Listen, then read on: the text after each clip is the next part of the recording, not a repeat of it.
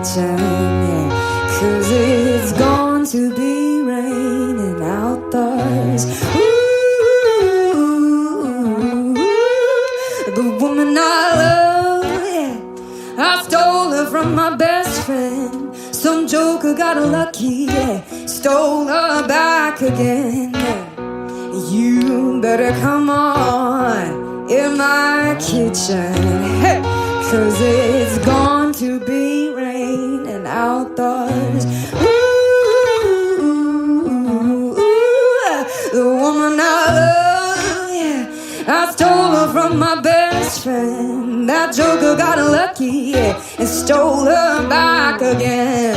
Hey, you better come on in my kitchen, 'cause it's going to be raining outdoors. Ooh, oh,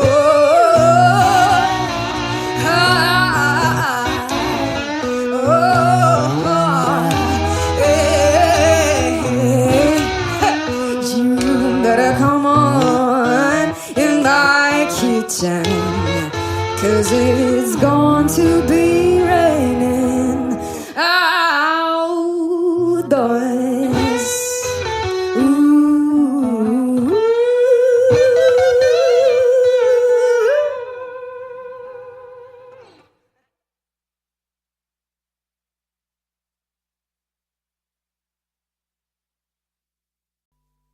Had dinner with him last The night. grey man. Oh, were you? Basher. Oh, Basher. He's fantastic. What a fine man. A fine musician.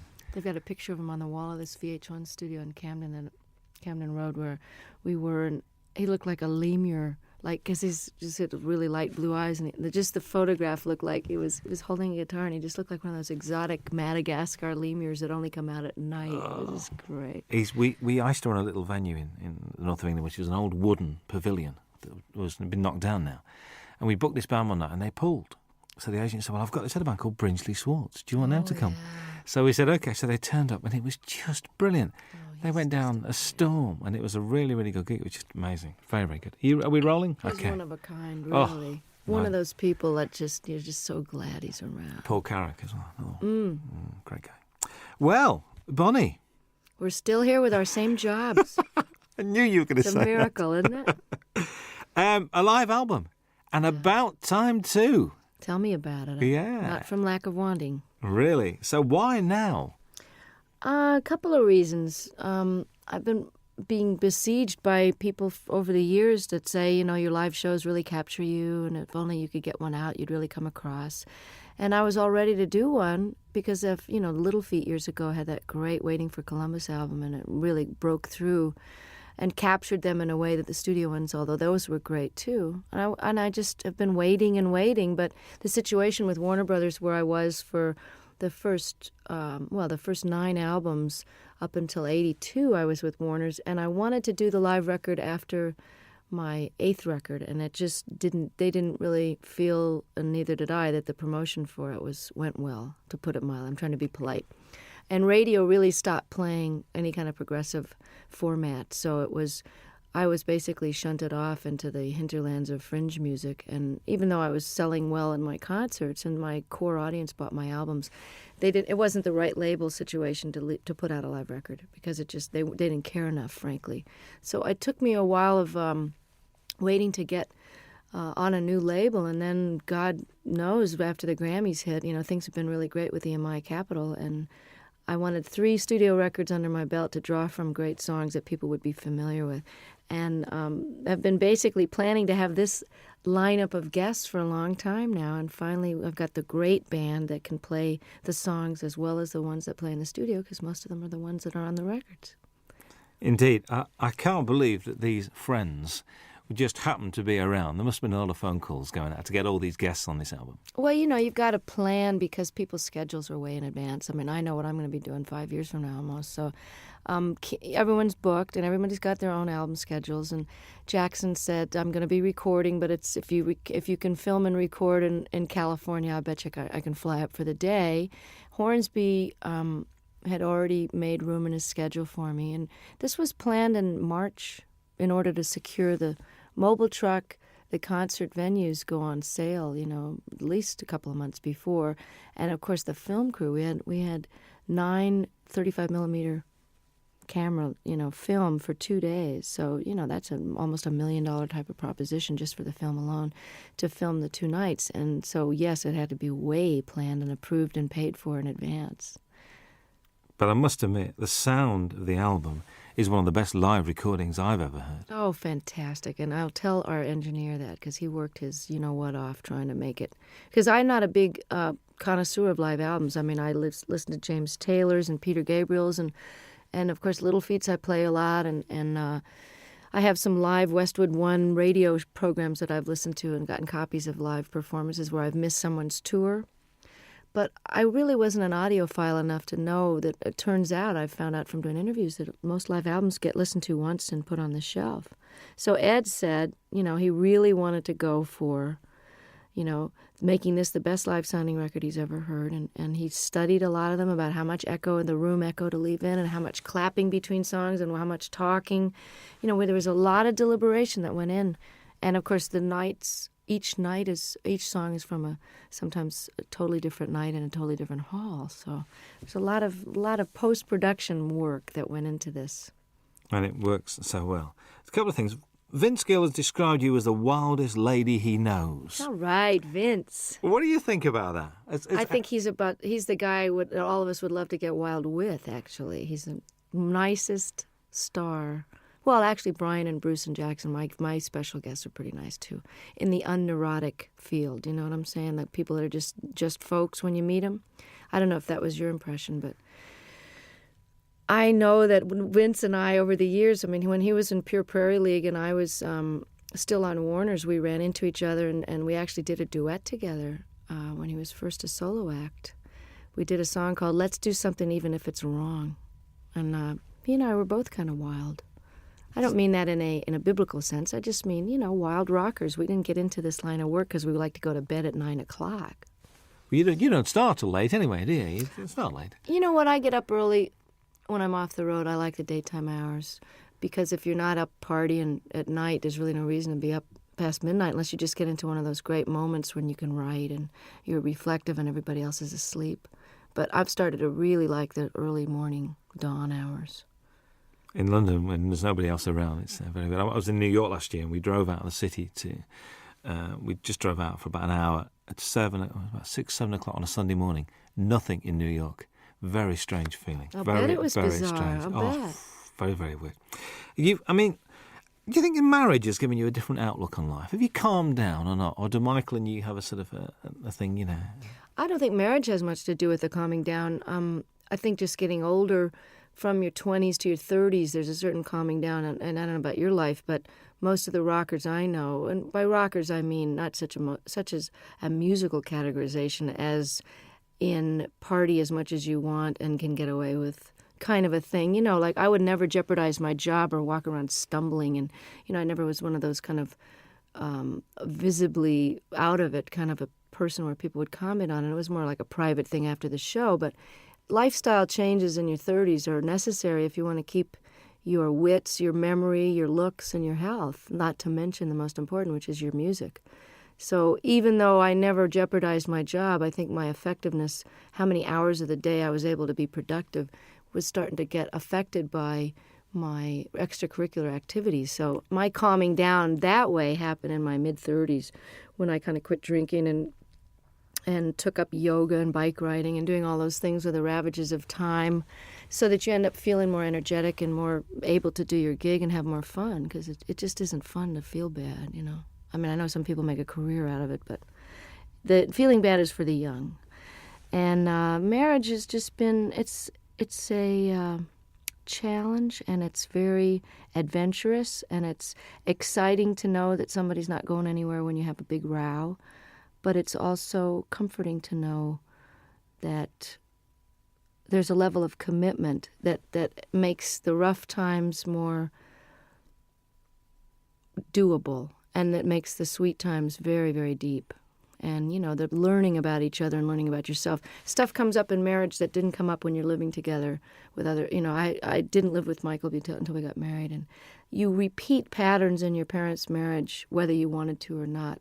And I found that to be a very big surprise because it didn't happen before until you get married. I think you hear those words coming out of your mouth and you go, there she is. There's that mom thing again. Bruce Hornsby appears on two very different songs on this album. Very much Think Called Love and I Can't Make You Love Me. He's not only a great musician, but a really nice guy. And these two songs not only show the diversity of your talents, but also his as well. Was that why you asked him to play on those two songs? It was one of those things where on the tour we did together last year, we did a 4-month double bill of the Outdoor Sheds when my new album was out. And it's quite obvious that I'm just think the world of him. And he made such a difference on I Can't Make You Love Me. And then he invited me to play on and sing on his last record before this current one. Then we did the tour together, and as an encore, he came out and played the accordion, and he's a great practical joker, so it was a way to keep him off the monitor man's back, where he would probably have given me nothing but hi-hat and the monitors and messed with my sound on stage. So I kept him out of trouble by having him on stage, and, he's my favorite singer and writer, I think. It's just, Prine and Jackson Browne and him, that's it, and Paul Brady. I Can't Make You Love Me, I can't even imagine recording live without him on it. So he was very gracious, and I just got to participate in his PBS special and got to play with Pat Metheny, the three of us on stage alone, singing The Tide Will Rise. And it was just absolutely a highlight of, my respect for those men is just unbounded. And his musicianship is far surpassing anybody in the pop world that I know. He's really as nice a person as he is a genius, too. Whenever I bump into him, it's like, and it's like he sits down and he talks to you and he takes time. Mm-hmm. It's never, so I've got to rush now. He's just one of those guys. And I thought his current album is very, very good. I do, too. He's really a jewel, and such a normal guy, just like Don was. And it's interesting because I've gotten to know Brian the last few days more because we've been hanging out at the Top of the Pops. And he also is totally without any kind of ego attitude. And, he's not neurotic and paranoid or any of those stuck-up things that people get when they get to be a big shot. And I'm so lucky to have these guys as models because they've been famous longer than me.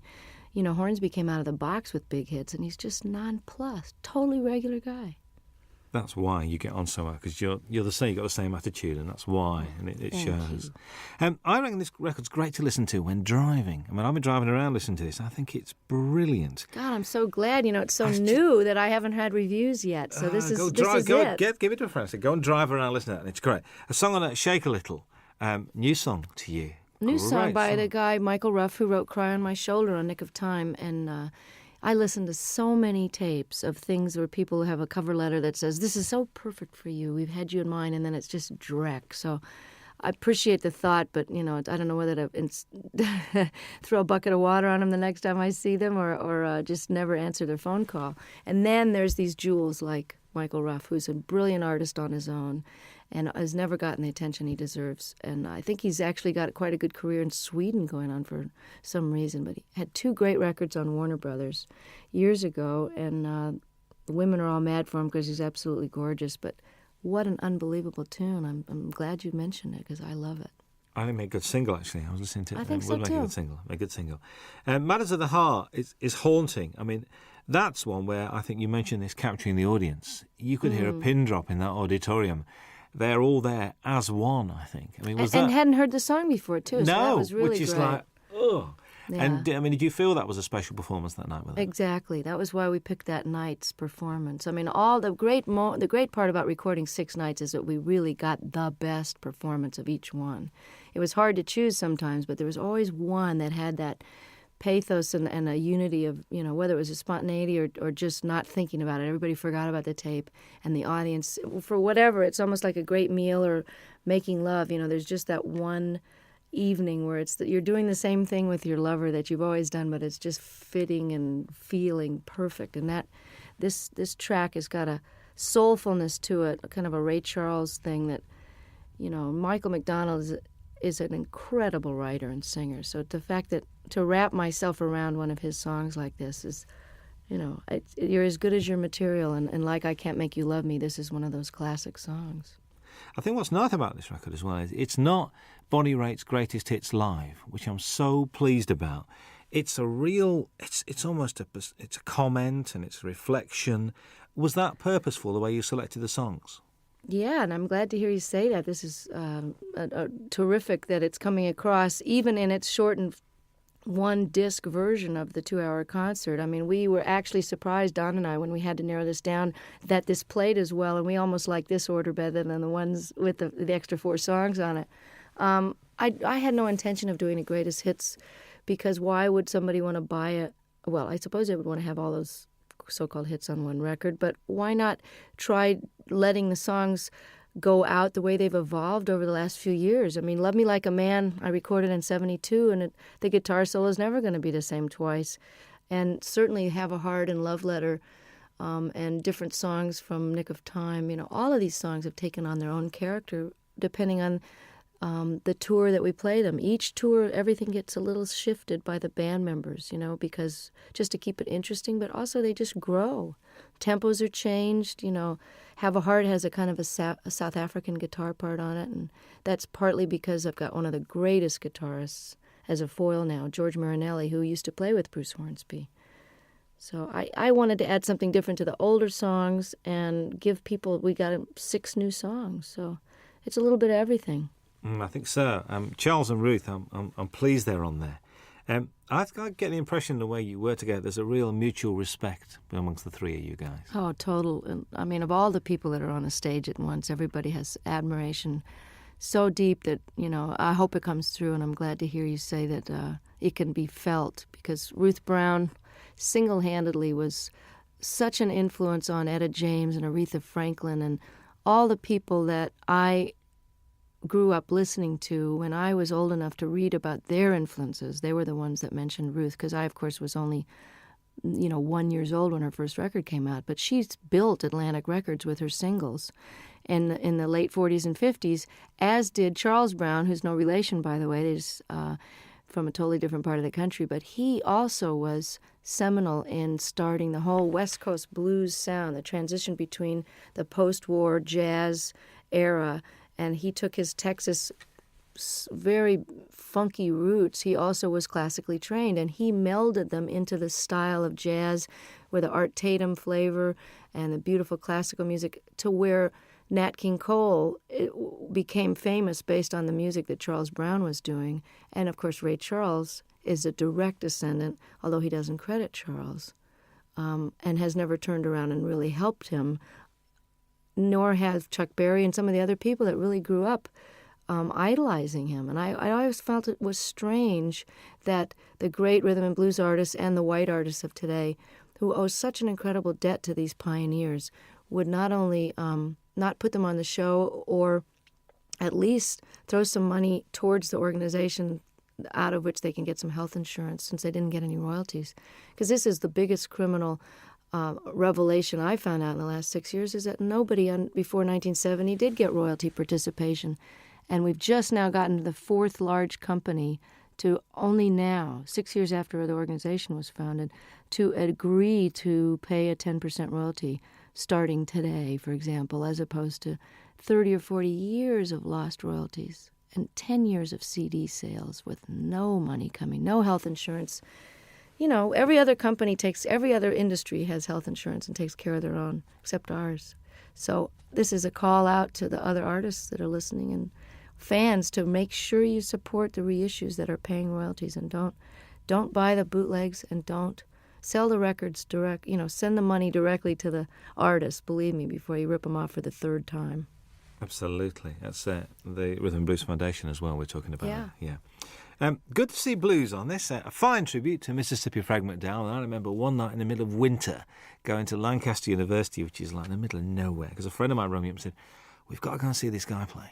I said, "What's it?" He said, "Mississippi Frank McDowell." I said, "Okay, we'll go." Went along, there was 8 people there.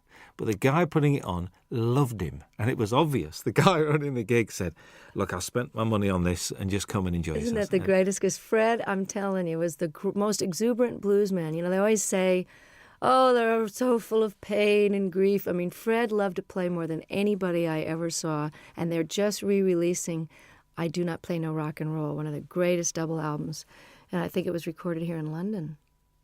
I'm not sure if that was the one, or maybe there was just that in concert where he's wearing this Mexican poncho over a bright yellow sharkskin suit with a bolo, string tie, just unbelievable getup, and loved the girls used to just flock around him, these little white American and English girls just bat their eyes at him, and he loved it so much. Just like John Lee Hooker is just rolling around enjoying his success now, Fred was like that, and one of the greatest Delta bluesmen that ever lived. I mean, you say on there, you think these songs get better with age. Do you think your work gets better with age? I sure hope so. I mean, don't you think you're better at your job now? You got more seasoning and humor and perspective and knowledge. I mean, I always think people, as they get older, if they're lucky enough to keep their wits about them and don't get too cranky and discouraged, that people's wisdom and opinion at 70, 80, 90 years old they're like gems, If you're smarter now at 45 than I was at 25, why won't I be even smarter at 65? So I hope that my music is richer and deeper and more accomplished. And I never saw B.B. King or John Reid or Pablo Casals or Segovia get any less with age. They just got more. Absolutely. You're always introduced, which I do like, as Bonnie Raitt and her band, including Hutch and Ricky now. I mean, they're part of the furniture. Hutch, how long has he been around? A long time. He's has the distinction of being one of the only white guys ever play in the Neville Brothers, although they've had a white guitarist for a while. He is so respected by every type of musician. He played in Central America, lived there for a while. The New Orleans cats think he's just it. He lived in San Francisco, was in a band called Copperhead. He knows Celtic music inside and out and can play jazz, Algerian music. I mean, there's nothing the guy can't play. And if you ask him a question, he can give you every detail of every side musician. So he's like a walking encyclopedia. These are sort of nice guys to have around, I think, to contribute to what you're doing. Oh, I'm so lucky and this is the best benefit of success, is that while Hutch has been with me for over 10 years, at whatever salary level I was at, he was with me during the rough years in the 80s too, rough meaning couldn't pay very much. Ricky, who has been a successful producer living in Australia, doing film scores and, just co-produced the Boz Scaggs album. And, for those of you, Ricky Fattar from South Africa, he was in a young band called The Flame that was quite famous and was in the Beach Boys for a while. I'm able to afford musicians of the level that I've got now, and that is probably that and raising really great amounts of attention and money for political causes that really need the bucks. Those are the two most incredible aspects of my success that have made the biggest difference, that and good catering, backstage, to actually eat food that hasn't been sitting there for 4 hours. But to be able to play with Ricky and Hutch and have them leave home and come and play with me it's like a dream come true to every night have these guys. That's why this record was done now. That's why I say in the liner notes, this was the time and you are the reason. Absolutely. Jackson Browne had to be here, really. I mean, there aren't many stages that you and him haven't shared over the years, mostly benefits as well, actually. But, to do Opening Farewell is just a bit special, I think. And, we didn't know what we were going to do. I was going to cut this wonderful reggae tune that he did on his last record called I Hear Your Heart Beating Everywhere. I love that song, and I thought we could have a duet, kind of a, We Be 40 kind of a thing. I don't know. And we tried it in my key, and it just didn't sound as good as his. So I said, well, maybe we should send the band off to the wings and just sit here and play Opening Farewell. And it was just done. He came and never had a chance to rehearse it. He never had sung it in that key, never sung a harmony part. And all of a sudden we're filming and recording it for the history, and he was really a champ. I can barely look at him because I love him so much, and he's so gorgeous and never changes. But yeah, I said that he had to be on the live record because he knows too much about me, and I'm afraid he's going to talk. He knows where the body's buried. Well, I know where his skeletons are buried too. There's an argument that drink and drugs have added to some of the finest music and literature, and also that all the great artists have got to be a shade crazy.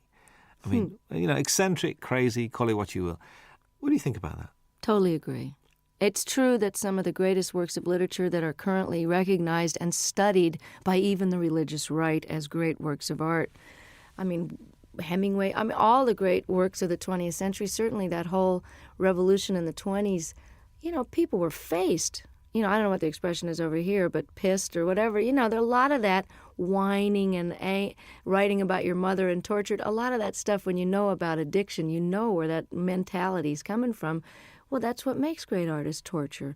And artists torture themselves. And the myth is that you can't be, quote, funky or as deep or as soulful or as funny if you're not sort of loaded or hungover, is blown by the fact that John Hyatt and Stevie Ray Vaughan and some of the greatest artists of our time are still kicking, sober. So, and I'm here to tell you from that song that's on this record, and I don't know if it made this cut. Did Feeling of Falling get? I think that's the one we did leave on.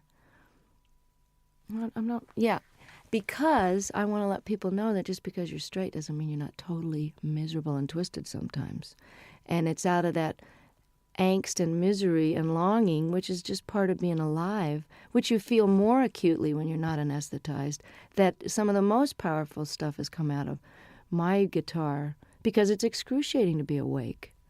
So it's just a different kind of art. If anybody thinks I'm not miserable, look again, and sometimes it's a lot easier to just toss a few back and forget about it, It's trying to be awake all the time that'll get you some good blues tunes. Most definitely. The old tortured theory goes out the window there. And there's this song with Bryan Adams. I mean, what's the story behind this? Did you call him or did he call you? Or if someone was to say to me, okay, you got a new album coming up and, you've been on the road with Longing in Their Hearts and you have this ballad here and you found this Michael Ruff song. But you know what I'm really missing as a rocker? I just wish somebody that I really love would call me up. And it was like the universe answered my prayer, and I get this phone call from Brian, who I haven't heard from for a few years, and he says, I wrote you this song with this woman, Gretchen Peters, and I hope you like it. It's on the way. I listened to it. It's like tailor-made, great lyrics, a tried and true topic, but set in a very clever way. You need a rock, not a Rolling Stone. Simple, straight-ahead rocker. And then on top of it, his album was postponed, so as we got closer to the live recording, I went, oh, it would be really great, as if he could sing this with me. And he did. He said, I'm coming. I just can't believe it. It's like for all the blues people that I helped and all the obscure songwriters I've done songs and talked about over the years, to have somebody like him who is really huge over here in Europe where I can't get arrested really. And, for him, he'll be doing for me what I'm doing for Ruth and Charles. So without any compromise and just pure admiration and love, and just love the guy's work so much, and I love him. And here I am getting to have this handed to me, like Eric and Elton saying, hey, you want to be more known in Europe? We love you. Come on to the Wembley show. That's the payback, is that it all goes around in a big circle, and then I get more well-known, and I can bring Charles Brown over to Europe. So that's the way it works, Oh, that'd be very pleasant, actually. Very nice indeed. There's 3 songs that run together. There's Longing in Their Hearts, Love Sneaking Up on You, and Talking Heads, a storming version of that. All right. Were they the same night? Because they just run together. I think they are the same night, actually. But they were pretty slamming all. Sometimes we do Come to Me in the Middle, which we didn't have room for on the record. But again, you can get it on import, probably. I always thought of doing Burning Down the House since I first got the idea. I've always wanted to cut the song, but I had no idea whether we would do it on this record or whatever. I didn't know if it would make the record. It was just one of those sound check into the last encore of the night. And, by the time you're at the encore point, your fans are so nuts. You can basically play Rachmaninoff's symphonies and get away with it with a reggae beat. But I love Talking Heads. I love this song. Always heard it with slide guitar. And it's very similar in the clavinet part to Love Sneaking Up on You. So I had them as a segue, like half of Burning Down the House into Love Sneaking Up on You. And about 3 gigs into the tour, all the reviews were mentioning, and the audience was jumping up and standing. They were mentioning Burning Down the House. So Don suggested, he said, hey, why don't you just finish the song and flip the order and stick it on there and we'll put it on the record. And I said, no, nobody's going to go for that. And hey, I like it. Listen, it works really, really well. Kim Wilson guests on the album as well. I mean, the Fabulous Thunderbirds are one of the best-kept secrets in Europe, like yourself. Well, that's why I plan to change it. I mean, I'm really glad that by doing a record with Delbert on Luck of the Draw, that 5 million people have that album and now know who Delbert McClinton are, as if anybody's been asleep in a closet and doesn't know. The other great white singer of rhythm and blues is Kim Wilson, and one of the greatest living harmonica players. And Kim and I have been talking about doing this song and performing it together for years, since they first wrote it on a record tastefully entitled Butt Rockin', which I'd love to hear him explain that to his folks. Oh, son, what's the name of your new album? Well, Mom, we decided to call it, So if I can get Kim more exposure in parts in the, for the moment that I'm in the sun here, and just let people know how brilliant this guy is, I'll be able to die happy, because he is just incredible. You know what? Listening to this record, I do have a problem, because I'm not now going to be able to say to people, you mean you don't know who Bonnie Raitt is? This is causing me a bit of disturbance here, because it looks like the single's going to work, and if the album works, you've knackered a lot of the things that you know who Bonnie Raitt is, and they go, who's that lady who sang that song? See, I'm enjoying coming over here and still being a cult artist, and that, now I'm getting all letters from the people in the States going, you were mine for 20 years, and now I really resent the fact that everybody knows who you are, and they're playing you in the supermarkets. But I wrote the guy back, I said, hey, 20 years in small theaters, can't you cut me some slack? I get to have Ricky Fattar in the band and Hutch. Let me have a moment in the sun here, and while these rhythm and blues artists are still around, and while Kim deserves to be heard, let me show the rest of America about these guys. And I feel the same way about Europe, but if I'm a cult artist over here for a while longer, it would just be very nostalgic for me. I think so. It was a joy last time to walk into the Palace Theatre in Manchester and see it sold out. Wasn't that exciting? Joy. I'm inching my way to notoriety over here. And, I'm really thrilled that this record, that you think it's great, because I'm so proud of it. I mean, it took me a long time to get these songs together, and I took a lot of care in the mixing of it and the choosing of them. And I think if you're coming into me new, that you'll be able to get a good glimpse of what it was like before in some of the blues stuff. And, I don't think anybody should be determined by their latest single. So, I'm not a singles artist. So if you've never heard of me and you hear the Bryan Adams track and you like it, check out the rest of it, because there's a lot of good people on there that deserve to be heard while they're still able to play. I think so. I think how anyone cannot be moved by Jackson Browne's version of Stay, I will never know. And I just sang on his new record. It's just fantastic. Oh, there's a bit of to and froing, because you're on John Hyatt's record as well. Yeah, I know. Well, that's how it works. We all love each other, and, I'm so thrilled that they want me to come and play and sing on their record. There's a great band out in New Orleans called the Subdudes, and I'm on their new record, and it's a fantastic record. Support act on the tour, actually. Oh, it'd be. Oh, that's right. If you got there early, that's right. They were over here in England. It's true. That's right with you. How's the songwriting going? I mean, we've been progressing. We've had like 3, 4. We're getting there. I'm inching up there in the quantity. But one of the reasons I'm taking a hiatus is because I haven't stopped working either on the Rhythm and Blues Foundation or the different benefits that I've done and organized. My own touring schedule, making up for all these years I didn't tour outside the United States. I haven't had any time to write, so it's time to go live a little bit so I've got something to write about. Because honestly, writing about the catering in my room in the hotel is not going to make it for a topic. And getting any more personal than I did on the last record would be a challenge, because I'm just going to have to figure out and take a break so that it's done from inspiration and not out of obligation. So does this mean that, I know because you're not a winter person, so come sort of spring, are you going to be treading these shores? I'm hoping to have the first break from touring in 25 years after this live record. I was doing this now, and I did a record with my dad, and it's out on Angel Records with a 42-piece orchestra. We did 3 songs together. It was just great fun. And I feel like I've done my bit with Charles and Ruth and Kim and done my major opus here. And it's time to take some time for me, because if you don't fill up and take some time off, there really isn't anything else to say. And I honestly don't think I'm going to be touring this next year unless for some ungodly reason, or perhaps truly godly reason, this record with Brian and this record takes off in Europe. And then I'll be a brand new artist and come over and show people where it's really at. A brand new artist again? Yeah. Again. Well, you know, I'm an overnight success, Robin, you know that.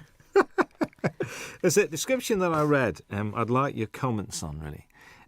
After years of singing about broken hearts, faithless lovers and no good men, Bonnie Raitt entered the 90s at the peak of her already lengthy and impressive career. Has the 90s been good to you, do you think? Oh, yeah, definitely. I mean, I don't think you could argue with the kind of Cinderella story that happened to me when I well, just a lot of changes were made personally before the Grammys happened. But I think your 40s, while, like as I was mentioning before, it's a little harder to be older and awake. It's also easier and more fun to be wiser. You know, does that make sense? It's easier because I know how to do things better, and I know how to handle stuff. I can handle my success. I can handle disappointments. I don't mind getting angry. I know that it's not going to last for 5 days. I'm just getting angry. So the process of growing up is happening now as it is for a lot of rockers, because it's just sort of a postponed adolescence sometimes until your 30s and 40s, and then that's when people settle down. So I've had a really great last 5 years, and I'm looking forward to another 25 and another couple of live records in the middle of those. Absolutely. Bonnie Raitt, thank you very much indeed. Nice to be back. Hi, this is Bonnie Raitt. Very happy to be with Robin Ross on your radio. I want to go to Dave, Scotland. Right. If we send him a tape, right, he'll do a 2-hour special. Wow. He's like a big supporter, isn't he? These guys are just, you know. Thank you, Dave. Thank you for the homeland, for the young girl who's found her way back to your shores any minute now. I'm threatening to show up for Hogmanay again. Again? Oh, Well, tell people God. this time, will you? See, I'm the only one that remembered what happened those 3 days. The entire country was out of their minds. But the studio was. I'm coming back with a video camera because nobody in America believed it.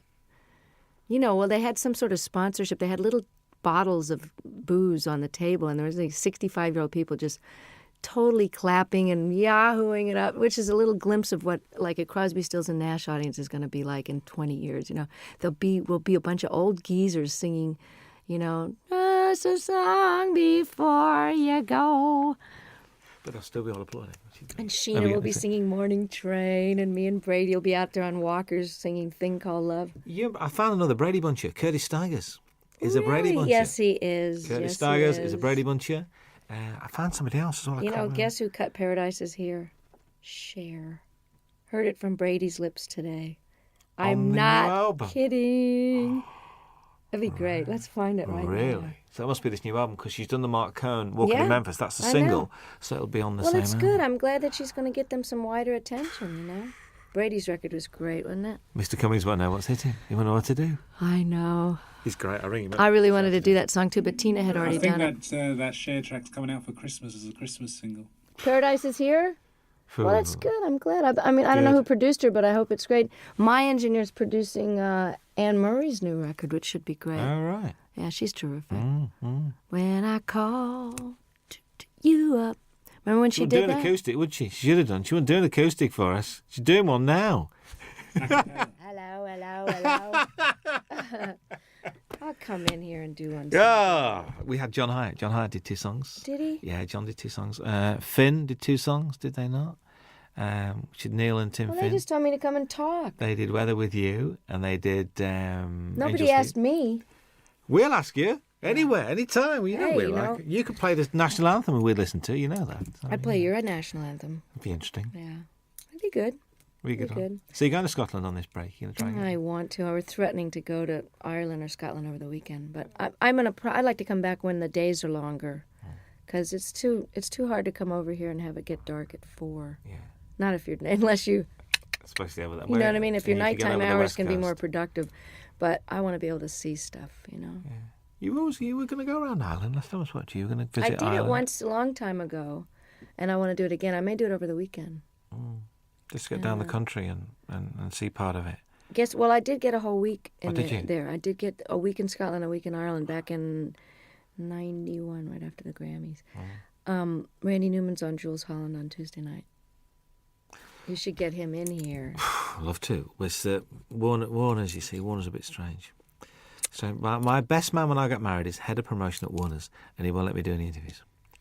He said, I leave it to the regional people. I said, but we're getting like 50 stations. Great. I know. I mean, Faust is a great record. Lovely man. When's Bonnie Raitt Call on Peter later? Asher and tell him I told him that he should do it. Excuse Tell me? him who you talked to. Tell him all the people you talked to and how many stations We're you going to get. start to, Just call him we got you directly. on, did we get 50 last time? Peter and Gordon. Tell him you're a Peter Gordon fan and call Peter Asher. Remember Peter and Gordon? I actually That's went Peter to see Asher. Peter. He's I said, I know. Randy's- he's Well, he used Randy's to manage manager. 10,000 Maniacs as well, didn't he? Yeah. He manages Little Feat. And now he's head of Sony, I think. That's right, I forgot. He got a new job. My former manager is head of Atlantic, then head of Warner's, now he's head of Mercury. Moving Hello. around. We're gonna fire you. Here's $30 million. Get out of here. Oh God. Now you can pay the musician. Here's another label. Oh, Could you sign that for me, please? Are you kidding? Thank you. I've got great. I've got a shiny one because you haven't got shiny pens, have you? Can I have that on tape, please? You haven't got any Robin tape. Ross has a shiny one. You haven't Thank you. Would you sign it for me?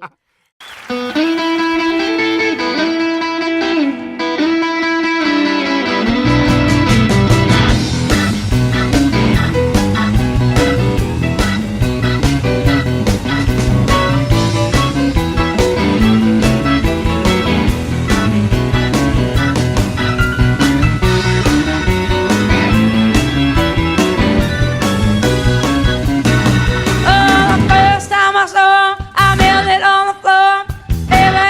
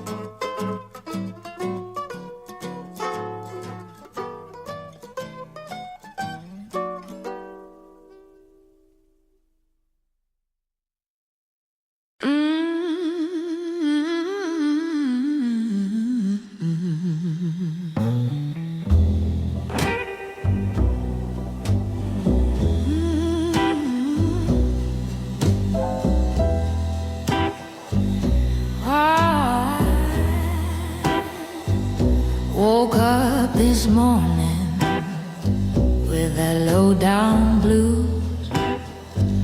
Moonlight in my mirror, baby, I got nothing to lose. Your love like whiskey burn me deep inside. That old heart's a raging, but I still won't hide.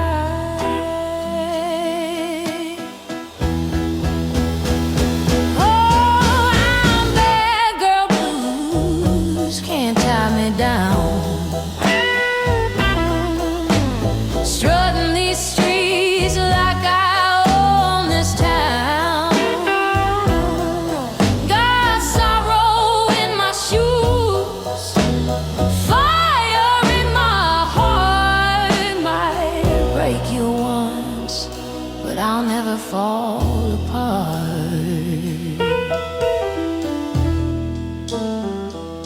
Your sweet talking lies, honey, don't mean a thing. I've danced with trouble, I've heard the angels sing. My soul like smoke drifting through that barroom light. I ain't your savior, I'm the queen of the night.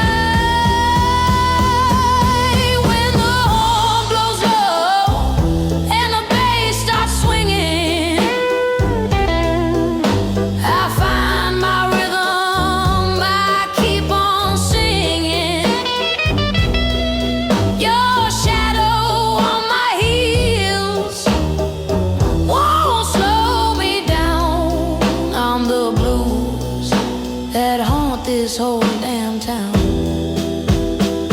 Yeah, I'm bad girl blues through every fight,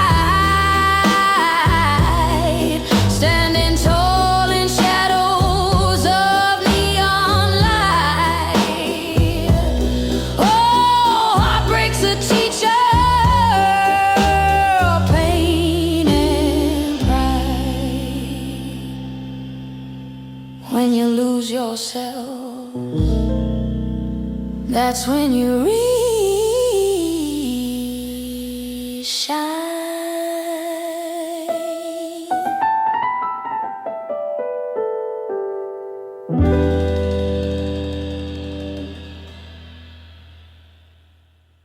There ain't no use to sit and wonder why, babe,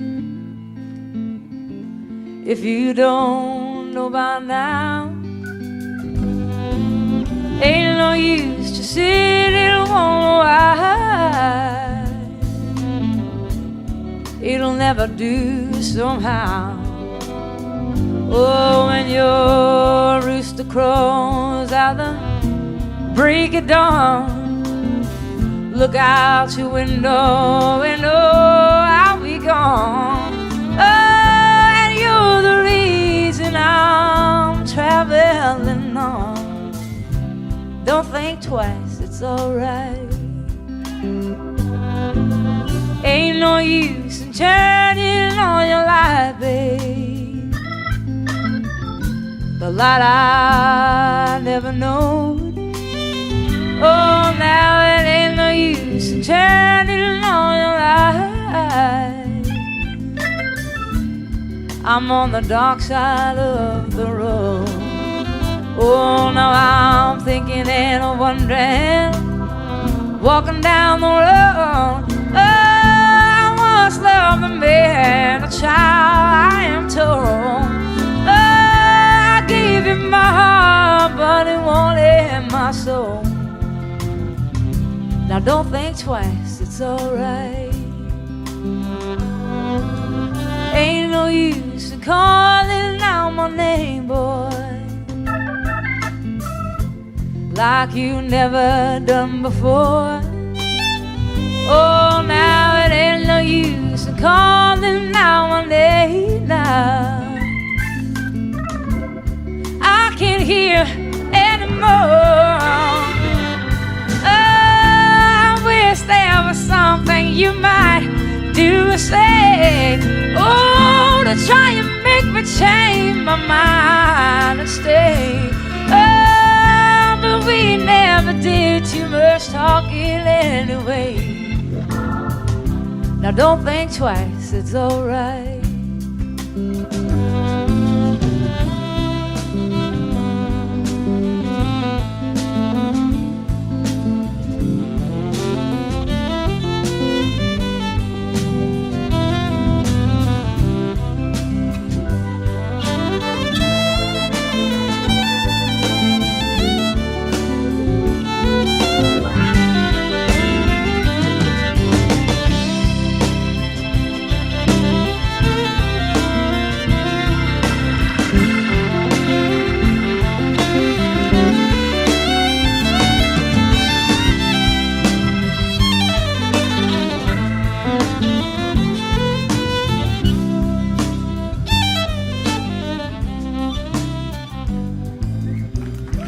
So long, honey, baby.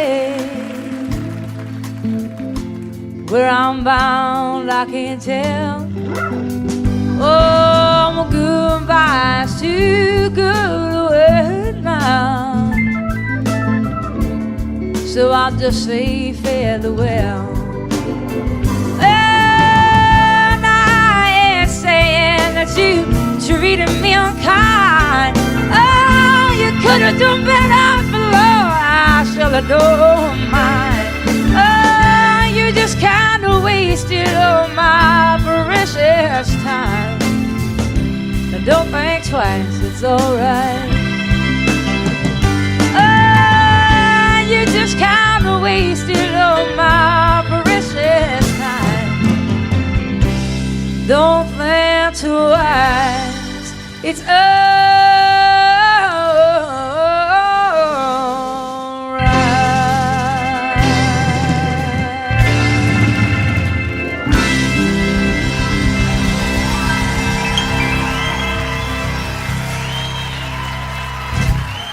Thank you.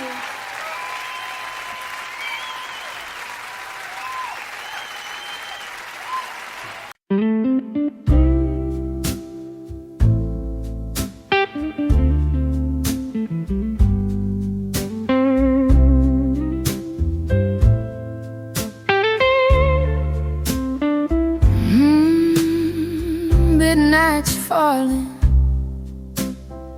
shadows on my skin. That old jukebox crying, lip of trouble in. Your name tastes bitter, like cheap red wine. I gave you my heart, you wasted my time. I got those midnight woman blues. High heels are warm, but I still choose to walk alone through neon lights with a broken heart and hungry eyes. You said forever with a crooked grin, but your love was trouble wrapped in sin. I learned my lesson in a smoke-filled room. Some men promise roses, then bring the gloom. Yeah, these midnight woman blues, a slow burn soul, nothing to lose. If loving hurts, I'll pay the dues. Still standing tall with these blues.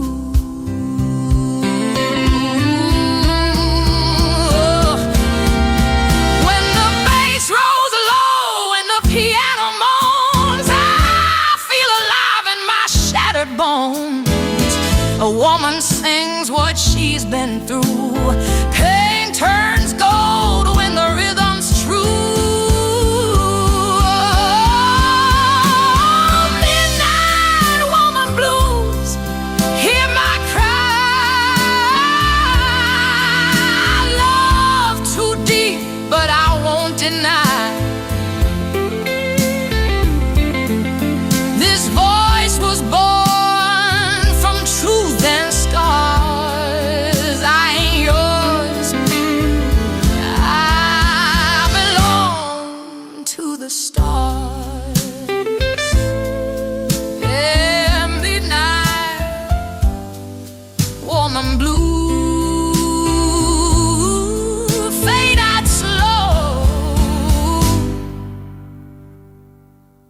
the sorrow cruise.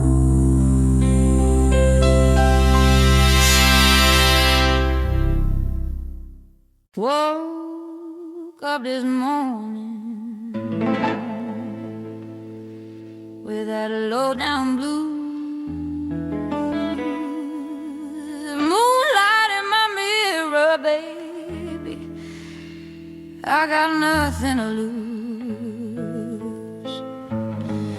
Your love, like a whiskey, burned me deep inside. That old heart's a raging, but I still won't hide. Oh, I'm bad girl blues, can't tie me down. Strutting these streets like I own this town. Got sorrow in my shoes, fire in my heart. Might break you once, but I'll never fall apart.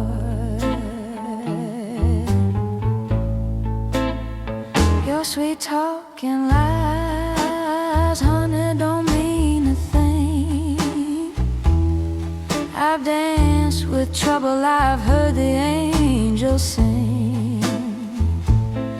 My soul like smoke drifting through that barroom light. I ain't your savior, I'm the queen of the night. When the horn blows low and the bass starts swinging, I find my rhythm, I keep on singing. Your shadow on my heels won't slow me down. I'm the blues that haunt this whole damn town. Yeah, I'm bad girl blues. Through every fight, standing tall in shadows of neon light. Oh, heartbreak's a teacher, pain and pride. When you lose yourself, that's when you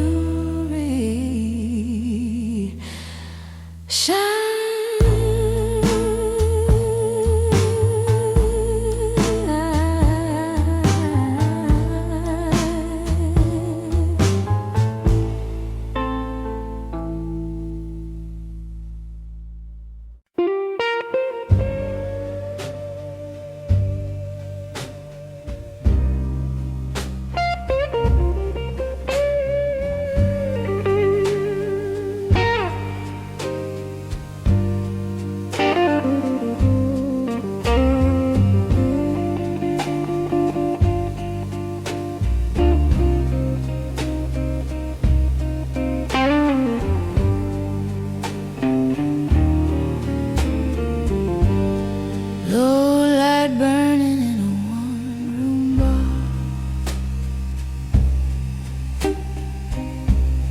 Rain on the window, city feeling far. Your ghost in the corner, sipping cheap regret. I gave you my heart, you ain't done with it yet.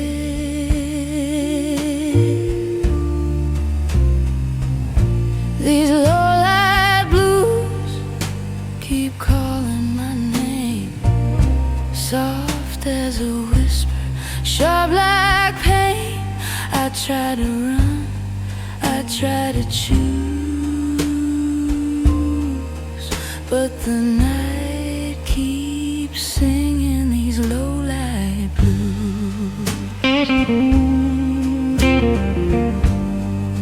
Your shadow dances when the jukebox cries.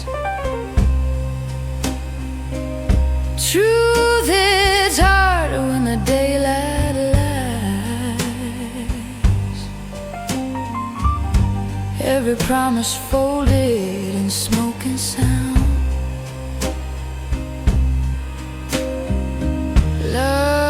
just a record that keeps spinning round. Yeah, low-line blues, slow and deep, sing me awake, don't let me sleep. I paid my dues, I broke the rules, still walk alone with these low-line blues.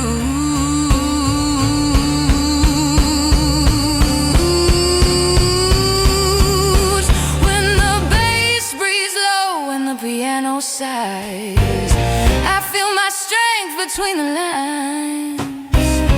A woman learns how pain can move, turning lonely nights into rhythm and truth. Low-line blues, hear me through. I lost my fear when I lost you. From cracked red lips to worn out shoes, I found my voice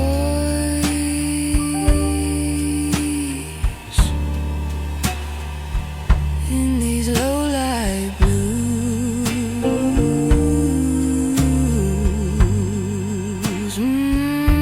Low-light blues, faded out slow.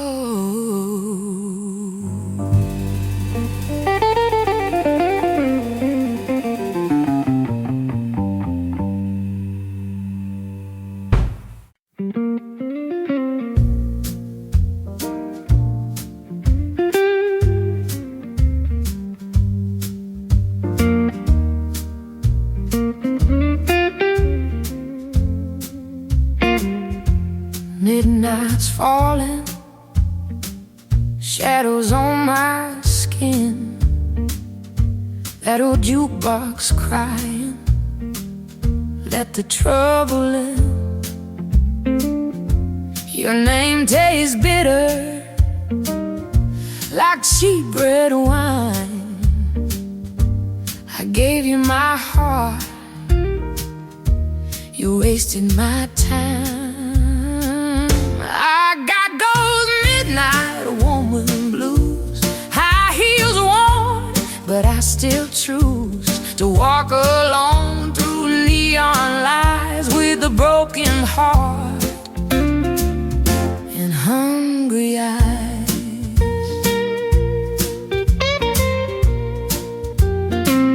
You said forever with a crooked grin, but your love was trouble wrapped in sin. I learned my lesson in a smoke-filled room. Some men promise roses, then bring the gloom. Yeah, these midnight woman blues, a slow burn soul, nothing to lose. If loving hurts, I'll pay the dues, still standing tall with these blues.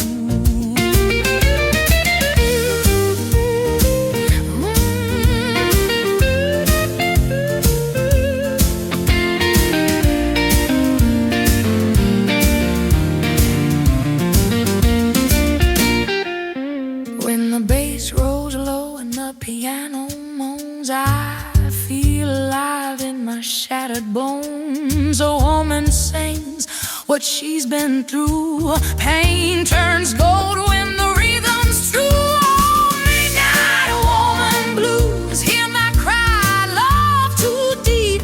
But I won't deny this voice was born from truth and scars. I ain't yours, I belong to the stars. Yeah,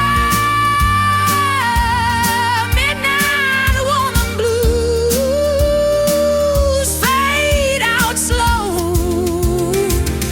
let the sorrow cruise.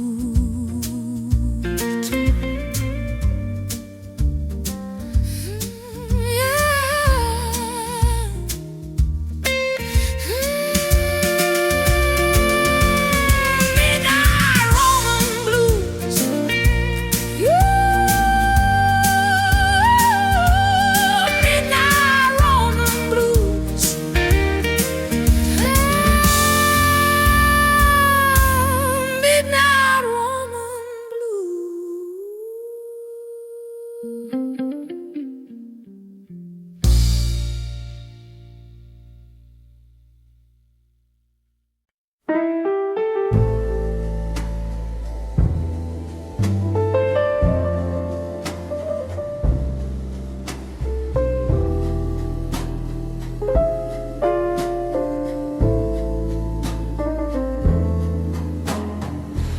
low light burning in a one-room bar.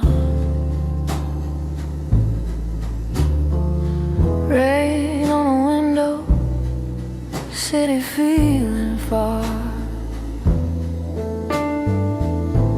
Your ghost in the corner, sipping cheap regret. I gave you my heart, you ain't done with it yet. These low-light blues keep calling my name, soft as a whisper, sharp like pain. I tried to run, I tried to choose, but the night keeps singing these low-light blues. Your shadow dances when the jukebox cries. Truth hits harder when the day lies. Every promise folded in smoke and sound. Love's just a record that keeps spinning round. In low-light blues, slow and deep, sing me awake, don't let me sleep. I paid my dues, I broke the rules, still walk alone with these low-light blues. When the bass breathes low and the piano sighs, I feel my strength between the lines. A woman learns how pain can move, turning lonely nights into rhythm and truth. Oh, low-light blues, hear me through. I lost my fear when I lost you. From cracked red lips to worn-out shoes, I found my voice in these low-light blues.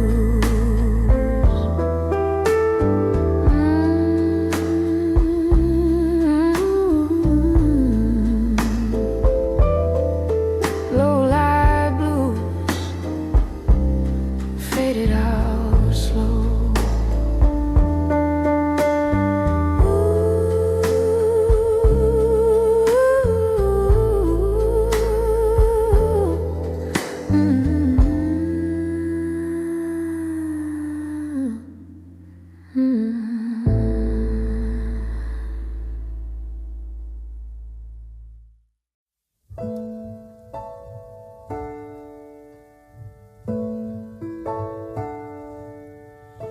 Ain't I got you on the back foot? And you know I got you really good.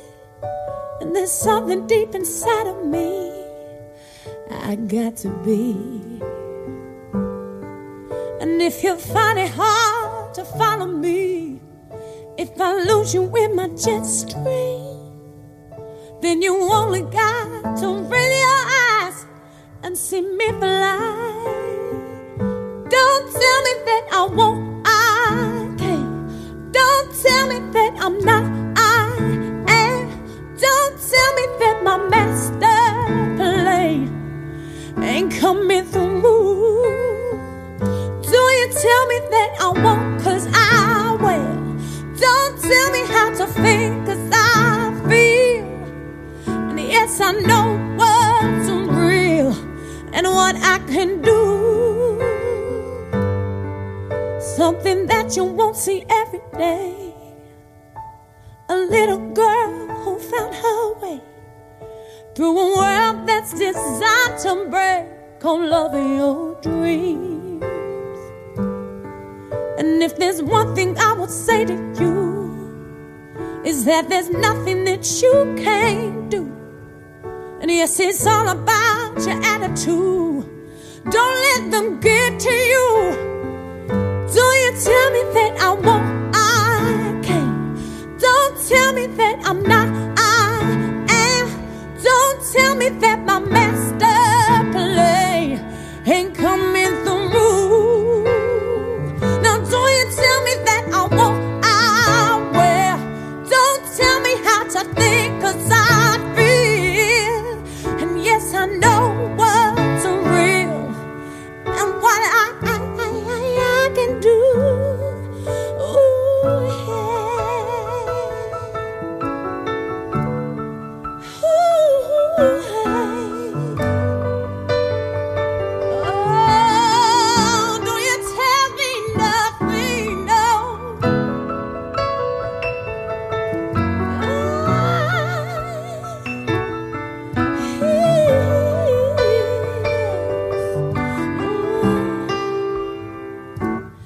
And we're singing in our own voice. We can make that choice to be free. Yes, we're singing in our own voice. We can make that choice and be free now, to be free now. Don't tell me that I won't, 'cause I can. That I'm not, 'cause I am. That my master plan ain't coming on through. It's coming on through. Don't you tell me that I won't, 'cause I will. Don't you tell me, 'cause I know what's real and what I can do. What I can do. I say, you sing, all right now. L-U-V. I love it. I'm nothing, yes I do. And there's nothing you can do. Yeah, music. Ooh, L-U-V. I love it. I love it. I do. Yeah. So don't you tell me nothing. Ooh, ooh, okay.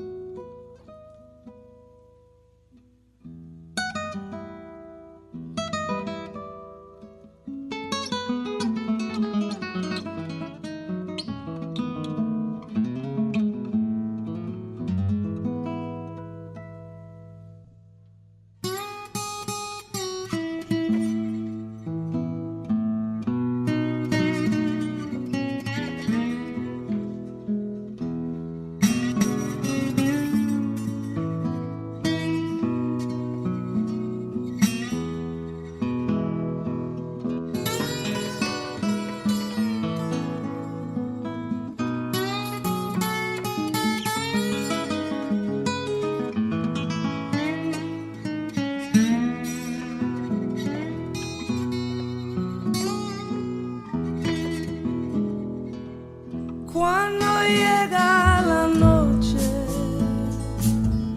yo recuerdo tu cara y en las olas del mar siento tu voz y en la luz de esta luna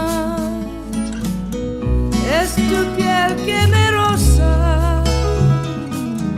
Y esta brisa azul trae tu corazón más cerca de mí.